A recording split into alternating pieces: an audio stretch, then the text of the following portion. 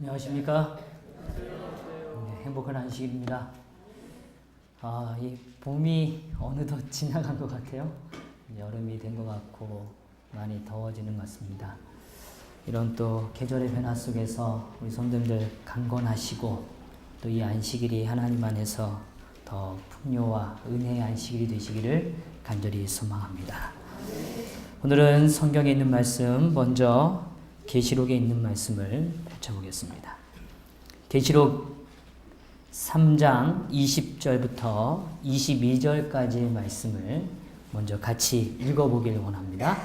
계시록 3장 20절부터 22절까지의 말씀입니다.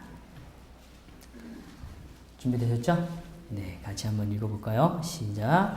볼지어다 내가 문 밖에 서서 두드리노니 누구든지 내 음성을 듣고 문을 열면 내가 그에게로 들어가 그와 더불어 먹고 그는 나와 더불어 먹으리라. 이기는 그에게는 내가 내 보좌에 함께 앉게 하여 주시기를 내가 이기고 아버지 보좌에 함께 앉은 것과 같이 하리라. 귀 있는 자는 성령이 교회들에게 하시는 말씀을 들을지어다. 아멘. 이 요한계시록에 이제 7교회를 저희가 맞춰갑니다. 오늘 시간을 통해서 저는 이 7교회가 갖고 있는 의미에 대해서 좀 다시 한번 정리를 좀 하기를 원하고요. 그리고 이제 계시록 4장 이후에 등장하는 새로운 계시의 시점에 대한 기초적인 부분들을 우리가 함께 살펴보기를 원합니다. 먼저 이 요한계시록이 갖고 있는 좀 특별한 구조를 조금 설명을 좀 드리려고 합니다. 요한계시록은 특별히 여러 가지 계시들이 등장하죠. 우리가 잘 아는 것처럼 7교회라는 계시가 등장하고 또 4장과 5장을 넘어가면 하나님의 보좌의 중심이 되는 계시들이 또 등장해 갑니다. 우리가 잘 아는 대로 7인, 또 7나팔, 그리고 7대적, 또 그 다음에 마지막에 그 대쟁투의 모습 속에 등장하는 7재앙까지의 모습들이 사실은 계시록에 아주 잘 그려져 있습니다. 그런데 재림 성도는 사실은 이 시대의 계시를 이해할 필요가 있습니다. 왜 그런가 하면 오늘 우리가 누군가에게 하나님의 그 계시를 전해야 하는 남은 무리의 책임이 있기 때문이기도 하죠. 그런데 이 계시록의 구조 가운데 요한계시록은 굉장히 좀 철저하면서도 섬세한 구조를 가지고 있습니다. 물론 성경에 어떤 책이 그렇지 않겠습니까마는 특별히 요한계시록은 그런 구조를 가지고 있어요. 이 구조를 가지고 있을 때 갖고 있는 특징이 뭐냐면 조금 전문적인 이 성경적 표현이기는 별거 아닙니다. 양방향성이라는 겁니다. 자, 다시 뭐라고요? 양방향성입니다. 그러니까 한쪽으로만 오면 뭐예요? 한 방향성 이렇게 말하나요? 그런데 양쪽으로 이루어지는 구조를 뭐라고 하냐면 양방향 구조라고 얘기합니다. 그 얘기는 뭔가 하면 특별히 계시록에 등장하는 어떤 한 절은 앞에 등장했던 계시의 내용들을 요약해 줍니다. 그리고 나서 그 내용을 통해서 그 다음에 등장할 계시들을 미리 선언해 주는 구조를 갖습니다. 그래서 앞에 있었던 내용을 정리하는 차원과 그 다음에 새로운 계시가 열려지기 위하여 디딤발을 딛는 구조라고 표현해서 또 다른 표현으로는 디딤발 구조라고도 합니다. 그래서 한 단계가 끝날 때 정리가 됨과 동시에 그 내용은 새로운 내용을 열기 위한 가장 중요한 성경절이 되기도 합니다. 그 성경절이 바로 몇 개의 성경절이 있는데 좀 먼저 찾아보려고 그래요. 계시록 1장 20절에 있는 표현입니다.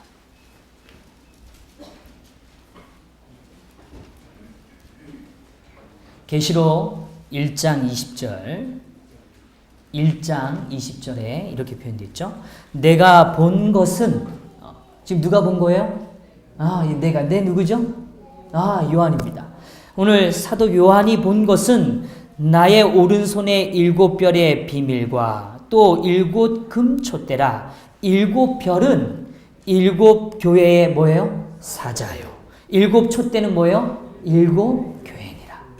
그러니까 계시록 1장에 등장했던 그 계시의 가장 중요한 것은 바로 오늘 예수 그리스도가 오른손에 7별의 비밀과 7 금촛대를 간직한 또 거니시는 그 모습을 요약함과 동시에 이것이 바로 7 교회라는 선언을 통해서 이 계시가 어디에 집중하게 돼요?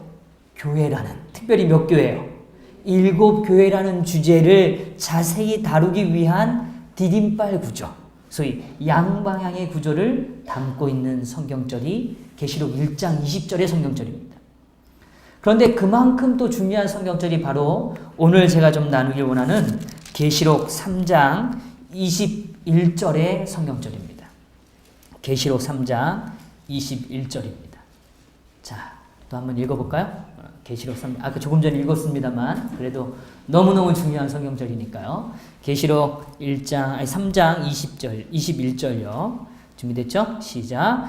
이기는 그에게는 내가 내 보좌에 함께 앉게 하여 주기를 내가 이기고 아버지 보좌에 함께 앉은 것 같이 하리라. 아멘.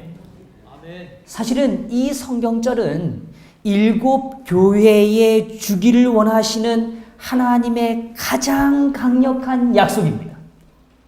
7 교회에 주기를 원했던 여러 약속들이 앞에 등장했죠.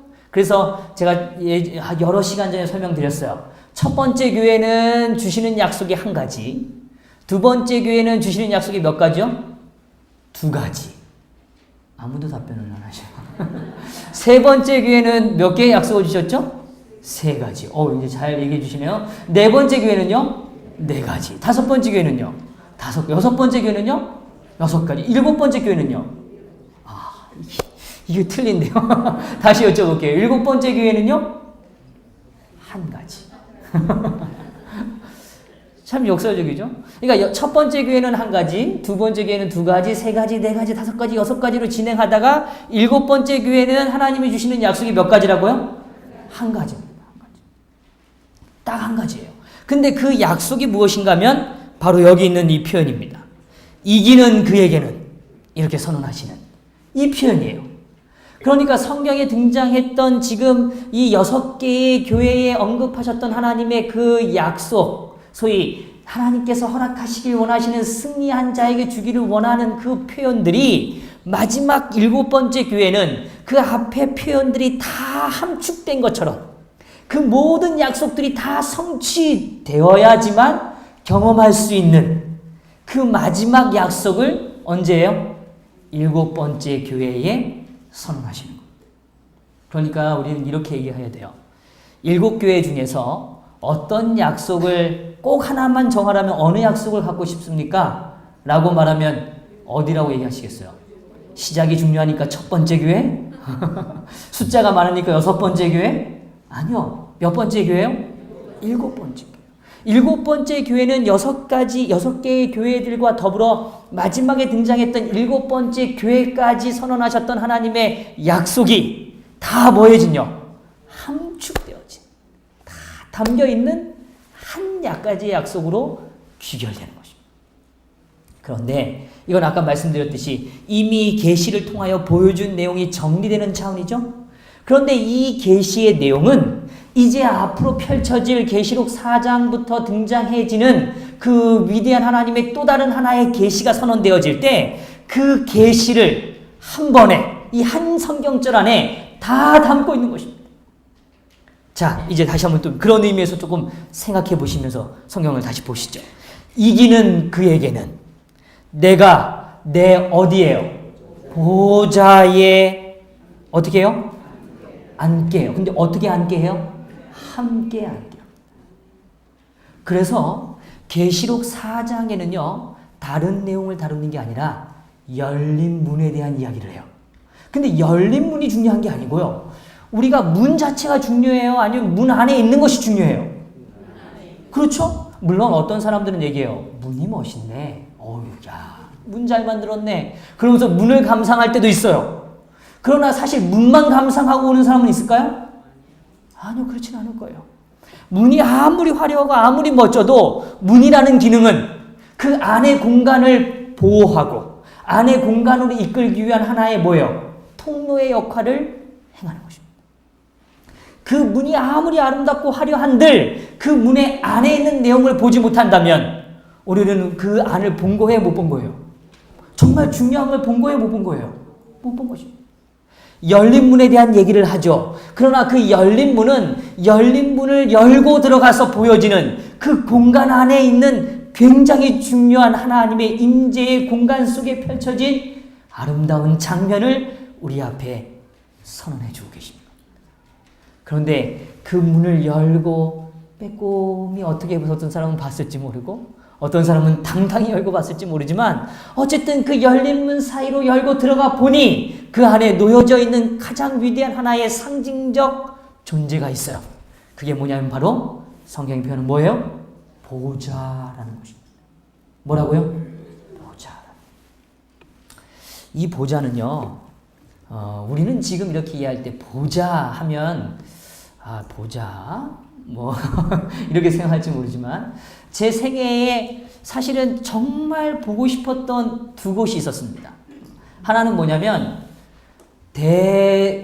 대재판장 소위 말하는 재판장이 딱 앉아서 뭐해요? 딱 판결을 내리는 그 장면을 너무너무 보고 싶었어요. 왜 그런가 하면 저희 아버지가 어렸을 때 저에게 사실은 그런 꿈 아닌 꿈을 저에게 심어주기 싶으셔서 그런 묘사를 굉장히 많이 하셨어요. 뭐냐면 인식아, 야 세상에 아무리 힘이 세도 말이지 그 법관에 딱 옷을 입고 법을 다루는 사람이 딱 얘기를 선언하고 망치질을 할 때는 그 망치질은 다른 거다. 그래서 야 그게 그렇게 힘이 센가?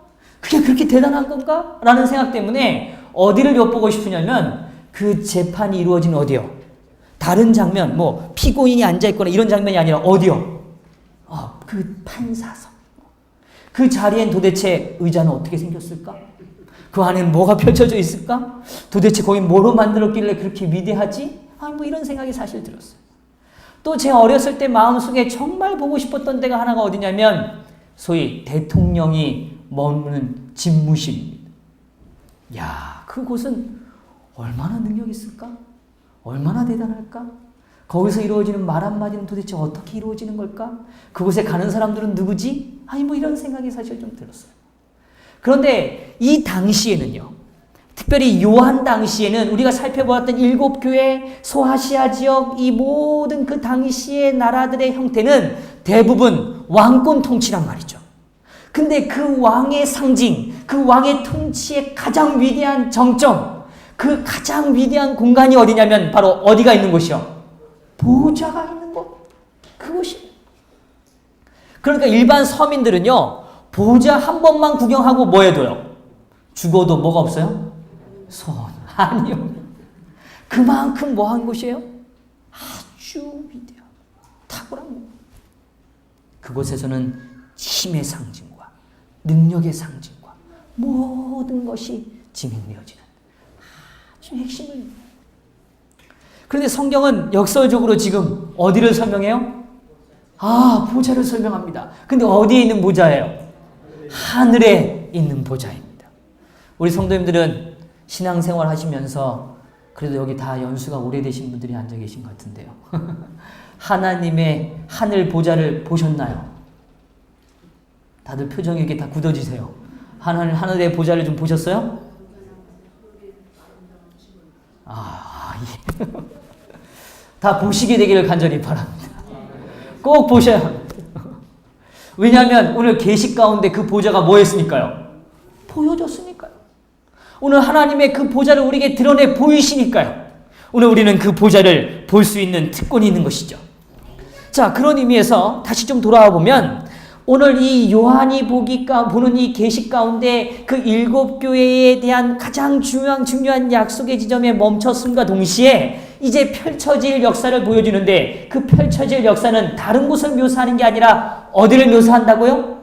하늘에 있는 뭐요? 보좌를 묘사하는 거죠. 그런데 그 다음에 이렇게 표현해요. 보좌에 함께 뭐하고요?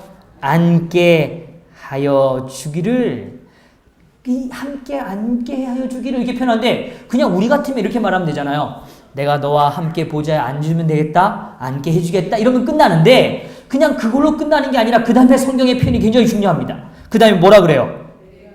예, 내가 뭐 하고요? 이기고 라고 시작합니다. 이 표현은 매우 중요한 단서가 있습니다. 오늘 우리의 삶에 하나님이 주시는 귀한 약속이 있어요. 그것은 무엇인가면 우리의 삶이, 우리의 신앙이 승리의 삶이 되기를 원하시는 것입니다. 오늘 우리는 패배자가 되길 원하지 않으세요? 오늘 우리는 우리의 삶이 우리가 상처받고 철저히 무너져 있고 오늘 우리에겐 희망이 없고 절망이라고 부르는 삶이 아니라 여전히 우리의 삶엔 하나님이 뭘 허락하시기 원하신다고요? 승리를 허락하시기를 원하신다는 것입니다. 정말 원하십니까? 정말 원하세요? 예. 제가 이렇게 스포츠를 뭐 즐겨보진 않습니다만 가끔 이렇게 볼 때가 있어요. 근데 보다가 보면 제가 응원하는 팀이 있고 응원하지 않는 팀이 있어요. 근데 응원하는 팀이요. 지고 있으면 우리 성도님들 응원하는 팀이 지고 있으면 어때요? 유쾌하세요? 다 이렇게 내주는 거지 뭐. 저도 좋은 거지 뭐. 근데 특별히 저에게는요, 분명히 잘할 것 같은 선수, 분명히 잘해야 되는 선수가 있는데 그 선수가 못하면요, 너무 속상해요. 아니, 내가 그렇게 믿었는데, 내가 그렇게 그 사람을 믿었는데 뭐예요? 아니, 그거밖에 못하나? 뭐 이럴 때는 좀 마음이 좀 씁쓸해져요. 근데 오늘 성경은요, 그런 관점이 아니고 성경은 분명히 뭐라고 표현하냐면 내가 이기고 라고 시작합니다. 누가 이기고요? 내가 이기고. 예. 이게 오늘 우리에게 주시는 하나님의 선물입니다. 이것이 오늘 계시록의 또 다른 계시를 펼치기 위하여 7 교회를 마침과 동시에 새로운 계시를 여시기 위하여 하나님께서 시작하시는 말 가운데 하나님이 우리에게 주시는 가장 위대한 선언이십니다. 내가 뭐 했다고요? 이겼다 라고 선언하십니다. 아멘. 정말 하나님은 이기셨습니다. 예수님이 이 땅에 계시는 동안 승리하셨습니다. 예수님은 이 땅의 절망 가운데서 수많은 사람들의 아픔 가운데서 그가 볼 수 있는 수없는 많은 죄악 가운데서조차도 예수님은 이 땅에서 하나님을 붙드심으로 인하여 뭐 하셨다고요? 승리하셨습니다. 아멘. 오늘 그 승리하신 하나님을 꼭 붙들게 되기를 간절히 바랍니다. 승리하신 예수님을 바라보게 되기를 간절히 바랍니다. 오늘 그 승리하신 분이 어떤 분이신가를 우리는 주목해야 하는 것입니다. 그런데 그런 의미에서 저는 오늘 우리 성도님들에게 한 장의 유인물을 나눠드렸습니다. 다 받으셨죠? 이 한 장 속에는 사실 아주 조금 글자가 좀 많아서 좀 답답해 보이실지 모르지만 이미 우리가 7시간에 걸쳐서 이미 말씀을 나눈 주제들입니다. 오늘 이 내용 속에 있는 모든 내용의 가장 큰 주제를 오늘 설명드리려고 그래요. 7 교회에 여기 가득 쓰여진 이 글들은 단 한 가지 주제에 귀결되는 것입니다. 뭐의 주제에 귀결될까요? 조금 전에 설명드렸죠? 뭐예요? 예수님의 승리에 귀결되는 것입니다. 예수님은 에베소 교회의 상황 가운데서도 승리하셨습니다. 예수님께서는 오늘 서모나, 버가모, 두아디라, 사대, 빌라델피아, 라우디게아 그 각 시대에 또 각각의 형편의 모든 상황 속에서 예수님은 언제나 승리자의 모습으로 우리 앞에 서 계신다는 사실을 잊지 않게 되기를 간절히 바랍니다. 그런 의미에서 오늘 우리에게 주님은 말씀하십니다. 너의 생애도 오늘 승리의 생애를 경험할 수 있다 라고 선언하십니다. 참 감사하죠. 그래서요, 이 계시록 4장과 5장 또 6장과 7장에 대해서 미리 제가 조금 설명을 드리면 4장과 5장은 예수님께서 어떻게 이기시고 보좌에 앉게 되셨는지를 설명합니다. 그러니까 그냥 보좌를 설명하는 게 아니라 보좌에 앉으신 예수님을 설명하는데 그 예수님은 그냥 앉아 계신 예수님이 아니라 이 땅에서 친히 뭐 하신 예수님이요? 승리하신 예수님. 그 승리하신 예수님이 오늘 보좌에 어떻게 앉게 되셨는지를 뭐 해준다고요? 보여주시는 이야기입니다. 그 다음에 6장과 7장에서 특별히 7장은 이기고 승리할 자들이 예수님의 보좌 옆에 앉게 되는 모습입니다. 그래서 7장에 뭐가 등장해요? 14만 4천이 등장합니다. 아, 너무 아름다운 계시죠. 오늘 예수님만 승리하신 게 아니라 분명히 주님의 계시 가운데는 오늘 이 땅을 살아간 예수님을 따르는 자들이 함께 승리를 경험함으로 어디에 함께 앉아 있어요? 하늘 보좌에 앉는 경험을 하게 되는 것입니다. 아, 저와 여러분이 그곳에 앉을 것을 기대하시게 되길 간절히 바랍니다. 정말 하나님께서는 그 계시를 우리에게 보여주시는 것입니다. 오늘 막연하게 보이시는 게 아니라 예수님께서 어떻게 승리하셨는지를 보이심으로 오늘 우리도 승리할 수 있음을 보여주시고 오늘 예수님의 승리가 누구의 승리가 될 수 있도록요? 우리의 승리가 될 수 있도록 예수님은 펼쳐주시는 것입니다. 그런데 6장이 남아있죠? 오늘 6장의 모습은 그분의 보좌에 앉기 위하여 하나님의 백성들이 어떻게 승리할 것인가를 보여주는 장이 몇 장이라고요? 6장입니다. 어떻게 뭐요? 승리할 것인가. 그것이 바로 하나님께서 보여주시는 그 승리의 모습인 것입니다. 오늘 저는 다시 한번 강조해 드립니다. 주님은 우리 앞에 보좌를 펼치셔요. 이제 보좌를 우리 앞에 드러내 보이기 시작하십니다. 그런데 그 보좌는 막연한 보좌가 아닙니다. 오늘 그 보좌에 앉아 계신 분이 계시죠? 누가 계세요? 예수 그리스도가요. 근데 그 예수 그리스도는 그냥 앉아 계신 게 아니라 그냥 원래 그런 분이기 때문에 보좌에 앉아 계신 게 아니라 이 땅에서 친히 무엇을 경험하신 모습으로요? 승리를 경험하신 모습으로 그곳에 앉아 계시는 것입니다. 그런데 오늘 그 모습에 끝나는 게 아니라 계시는 그 모습을 이어서 오늘 우리의 삶을 비춰주시는 것입니다. 오늘 우리의 삶도 그 보좌 옆에 뭐 하게 되는 거예요? 앉게 되는 것입니다. 근데 그 앉은 그 보좌에 앉는 그 과정, 우리의 삶이 겪는 그 아름다움의 과정을 하나님은 계시를 통하여 자세히 묘사해 주고 계시는 거죠. 그것이 바로 오늘 계시록 4장부터 등장하는 계시의 모습입니다. 정리가 좀 되세요? 참 계시록이 좋죠? 너무 감사하죠. 오늘 계시록을 통하여 승리의 역사를 기대하시고 확인하시게 되기를 간절히 바랍니다. 오늘 저는 오늘 다 설명드릴 수는 없습니다. 그러나 앞으로 계속 설명을 드려갈 것입니다. 예수 그리스도께서 하늘 보좌에 앉으신 그 모습이 얼마나 아름다운지, 또 오늘 우리가 그 자리에 앉게 될 때 그 감격이 얼마나 위대한지, 오늘 하나님은 어떻게 우리를 그곳까지 인도해 가시는지를 우리 앞에 펼쳐 주실 것입니다. 오늘 그 아름다운 역사를 우리의 삶에서 기대하시고 확신하시게 되기를 간절히 바랍니다. 이제 그러면 이 7교회에 대한 역사를 좀 빠른 속도로 정리해 보려고 합니다. 지난 7시간에 우리가 나눴던 7교회의 역사들은 다시 한번 강조합니다. 7교회의 결론, 모든 7교회에 주셨던 하나님의 약속의 결론은 뭐라고요? 승리하신 예수 그리스도입니다. 그런데 시작은요, 다시 좀 돌아가 보시죠. 7교회를 시작할 때는요, 7교회의 계시를 시작하실 때는 어떤 모습으로 등장하셨죠? 계시록 1장에 등장했던 예수님의 모습은 어떤 모습이셨어요? 네, 괜찮습니다. 말씀해 주세요. 계시록 1장에 등장하는 예수님의 모습은 어떤 모습이셨어요? 예, 촛대 산이를 거니시죠. 근데 그분의 복장과 그분의 모습은 어떤 상징을 가지고 있습니까? 대제사장. 예, 바로 그거죠. 대제사장의 모습이셨죠. 그런데 그 대제사장의 모습은 오늘 계시록 3장에서는 어떤 모습으로 귀결돼요? 승리하시는 예수 그리스도. 그러면 다시 정리해드리죠. 도대체 무엇으로부터 승리하셨을까요? 대제사장은 도대체 무엇으로부터 승리하기를 원하는 상징을 갖고 있어요? 죄로부터. 예, 바로 그것입니다. 오늘 우리의 삶에 다가오는 죄의 문제로부터 승리하신 예수 그리스도, 그 예수 그리스도의 모습이 바로 7교회를 통하여 우리 앞에 펼쳐주고 있는 것입니다. 성도 여러분, 죄로부터 승리하십시다. 죄로부터 꼭 승리를 경험하시게 되기를 간절히 바랍니다.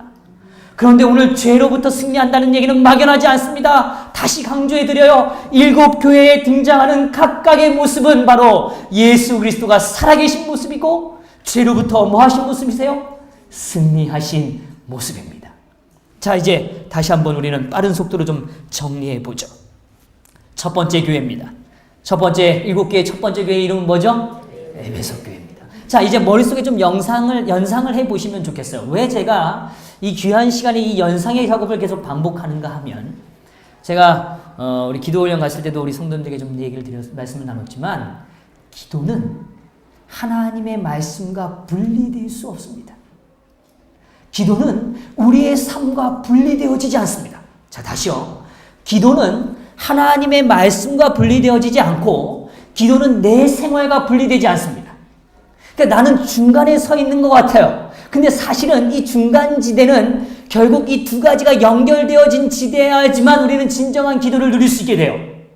그러니까 말씀만을 이야기한다고 우리의 기도는 온전해지지 않아요. 왜냐하면 우리의 죄된 생각, 오늘 우리의 연약한 지점, 우리의 삶의 문제들을 하나님 앞에 뭐 할 때요? 내려놓을 때 진짜 그것은 기도죠. 그러니까 기도라는 것은 하나님의 말씀을 이해함과 동시에 내 삶에 대한 진정한 깨달음이 뭐예요? 동반되어지는 것입니다. 그것처럼 7교회도 동일한 형태로 이루어집니다. 하나님의 말씀이 그의 삶, 7교회를 찾아오시죠. 그러나 7교회의 모습, 7교회가 처한 형편 또한 성경은 가감없이 온전하게 뭐하고 주고 있어요? 묘사해 주고 있는 것입니다. 자, 그렇다면 이것은 오늘 우리의 삶에도 동일한 작업이죠.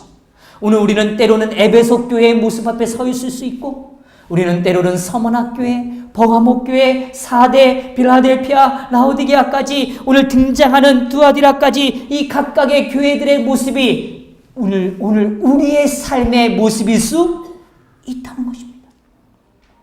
그렇기 때문에요, 우리는요 아주 좋은 이 소위 스펙트럼을 하나 갖게 된 겁니다. 마치요, 우리가 빛을 봤을 때 빛이 무슨 색깔일까? 색깔을 잘 모르겠는데, 그런데 그 빛의 색깔을 우리는 딱 스펙트럼을 때 뭐라고 봐요? 빨주, 노초, 파란보.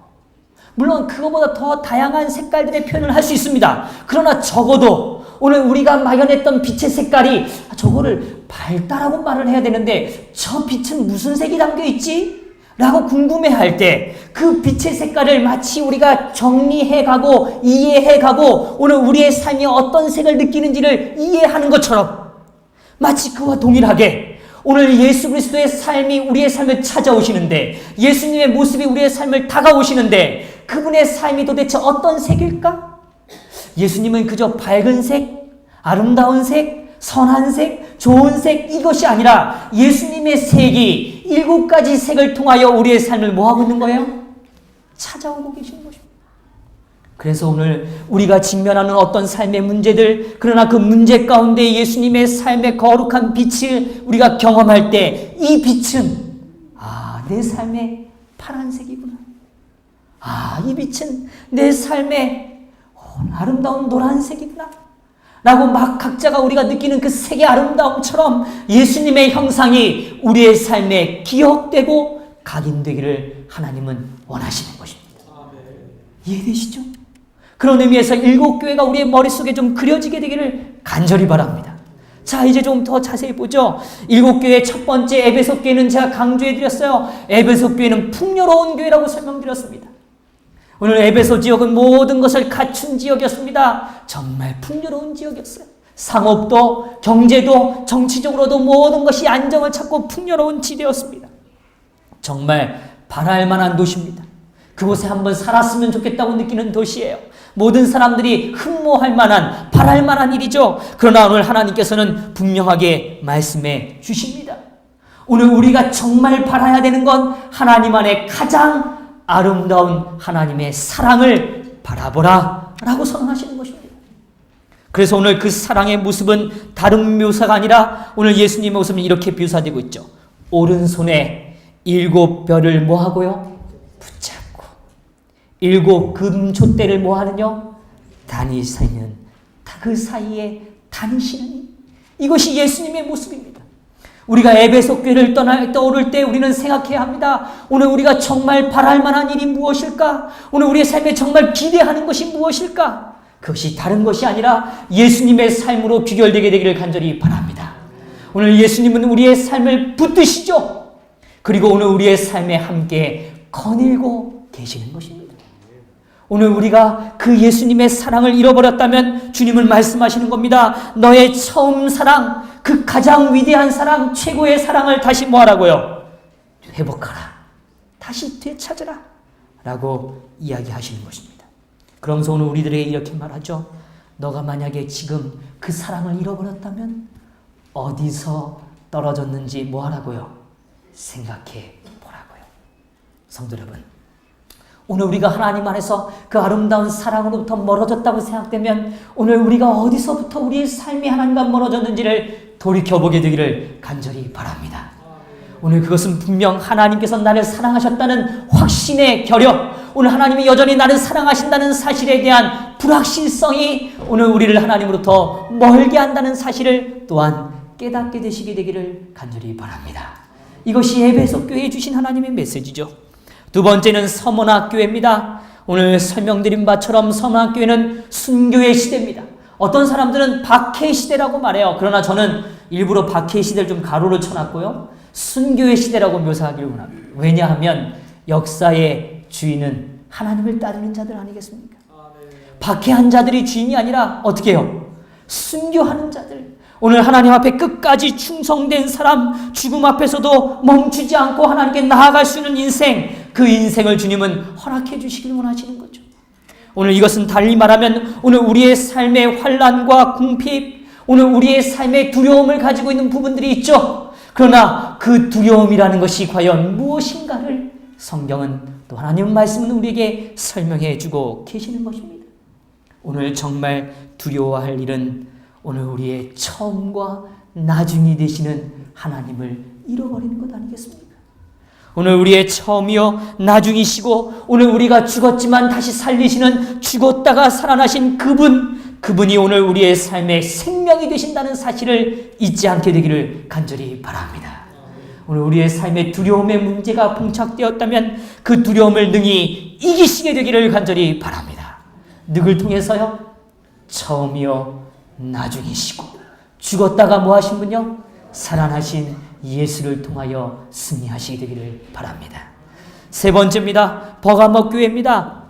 이 버가모 교회는요, 제가 말씀드린 바처럼 높이 들려진 터 위에 지어진 공간입니다. 기억이 나세요?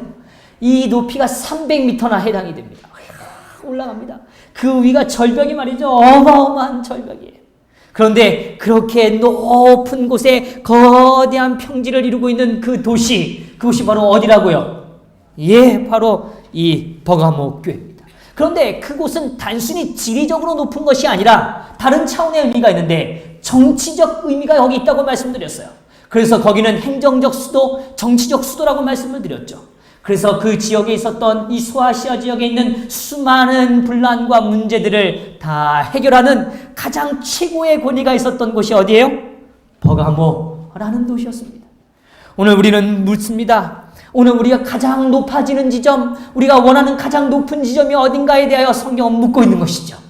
오늘 우리가 가장 위대한 지점, 가장 높은 지점은 다른 곳이 아니라 하나님의 말씀이 우리의 삶에 살아있는 지점이라는 거죠. 오늘 우리가 하나님의 말씀으로부터 멀어질 때 우리는 스스로 속이는 자가 되고 니골라의 교훈처럼 하나님의 이해가 결핍되는 인생이겠죠. 그러나 하나님은 우리에게 감추었던 만나, 다시 말씀드리면 생명의 말씀을 주시고 오늘 우리에게 힘도를 주심으로 승리자의 상징을 보여주시고 그리고 새 이름을 기록하심으로 우리의 이름을 새롭게 하시는 예수 그리스도를 만나게 되시는 겁니다. 오늘 우리의 인생이 정말 높아지기를 원하시는 하나님의 간절함이 있죠. 그러기 위해서 우리는 말씀 앞에 낮아지는 경험이 필요한 것입니다. 오늘 그것이 바로 버가모 교회에 주시는 하나님의 뜻인 거죠. 오늘 우리가 어디에 사는지 또 오늘 우리가 어떤 믿음을 갖고 있는지를 주님은 보게 되기를 원하시는 것입니다. 네 번째 교회로 가보죠. 네 번째 교회 이름이 뭐죠? 두아디라 교회입니다. 두아디라 교회의 뜻이 뭐예요? 수고의 향기입니다. 그런데 저는 여기다가 하나의 형용사를 좀 더 붙이고 싶어요. 달콤한 수고의 향기입니다. 달콤한 수고의 향기. 이 땅에서 우리는 살아가면서 늘 애씁니다. 땀을 흘리며 살아가야 되는 인생들이죠. 그러나 진짜 우리의 수고가 달콤해지는 지점이 어딜까? 그것은 세상을 쫓는 것이 아니라 오늘 하나님의 사업, 하나님의 사업을 쫓는 인생이 되라고 이야기하시는 겁니다. 그래서 오늘 여기 이렇게 표현하죠. 예수님의 모습은 눈이 뭐와 같고요? 불꽃 같고, 또 그 발이 뭐와 같아요? 빛난 주석 같다고 표현합니다. 예수님은 우리의 삶을 면밀히 들여다보시죠. 들여다보시는 이유는 야, 너 또 잘못했잖아 라고 말하시는 게 아니라 괜찮아, 다시 일어나자, 다시 할 수 있지 않니? 라고 우리에게 끊임없이 용기와 회복을 주시기 위한 하나님의 눈동자인 것이죠. 오늘 하나님은 빛난 주석이라고 말합니다. 그분의 발은 닳고 다르셨죠. 왜요? 우리의 삶을 찾아다니고 만나시기 위해서요. 오늘 우리가 벼랑 끝에 있는 동안 우리의 삶을 찾기 위하여 하나님은 거침없이 그 산을 오르셔서 우리의 삶을 붙들고 계시는 것이죠. 그것이 바로 오늘 예수 그리스도의 모습입니다. 오늘 그 예수님께서 우리에게 이렇게 말씀하셨죠. 사업과라고 설명드렸어요. 오늘 이 칭찬 가운데 중요한 선언이 있다고 말씀드렸습니다. 사업과 사랑과 믿음과 섬김과 인내를 나눈다라고 표현합니다. 이 말씀을 설명드렸듯이 사랑은 마음의 동기죠. 믿음은 마음의 동기입니다. 이 동기가 온전해질 때 우리의 삶은 섬김의 인생이 된다고 말씀드렸죠. 오늘 우리의 믿음이 온전해질 때 오늘 그 동기를 통하여 하나님은 아름다운 열매, 인내의 열매를 낳게 하신다고 말씀해 주신 것이죠. 오늘 우리가 하나님의 사업에 힘쓰는 아름다움을 갖게 되기를 간절히 바랍니다. 오늘 그것을 굳게 잡는 인생을 주님은 원하시는 거죠. 그럴 때 오늘 정말 종교 암흑 시대처럼 어두운 시대지만 정말 하나님을 쫓았던 그런 아름다운 삶에 대하여 하나님은 여전히 새벽별을 허락하신다고 말씀하십니다. 그 새벽별은 어둠을 끝내고 이제 새로운 태양의 빛이 다가올 것을 미리 보여주는 새벽별인 것이죠. 오늘 우리의 인생이 그런 새벽별과 같이 되기를 간절히 소망합니다. 시대가 어려워지고 더 암흑화되는 그런 시대라면 하나님 안에 주시는 거룩한 빛을 비추는 그런 아름다운 빛이 되기를 간절히 소망하는 것입니다. 다섯 번째 교회입니다. 다섯 번째 교회는 어디예요? 사대죠. 사대의 뜻은 뭐예요? 남은 자의 도망이라는 뜻입니다. 제가 이 사대교회를 설명드리면서 또 설명을 드렸습니다. 지리적 위치를 다시 연상해 보면 이 사대교회의 역사는 늘 아주 아이러니한 역사가 하나 있는데 이 사대는 너무너무 난공불락의 성이기 때문에 도저히 뭐 할 수 없다 그랬어요. 침략할 수 없는 성이라 그랬죠. 그런데 한 보초병이 자기의 투구를 떨어뜨리고 그 투구를 집어 올리기 위해서 내려갔던 그 길을 쫓아서 오늘 적군이 쳐들어오게 되고 그곳에서 아무도 그 보초를 쓰지 않는 그 성의 그 한 부분을 통해서 그 성이 뭐 했다고 그랬어요?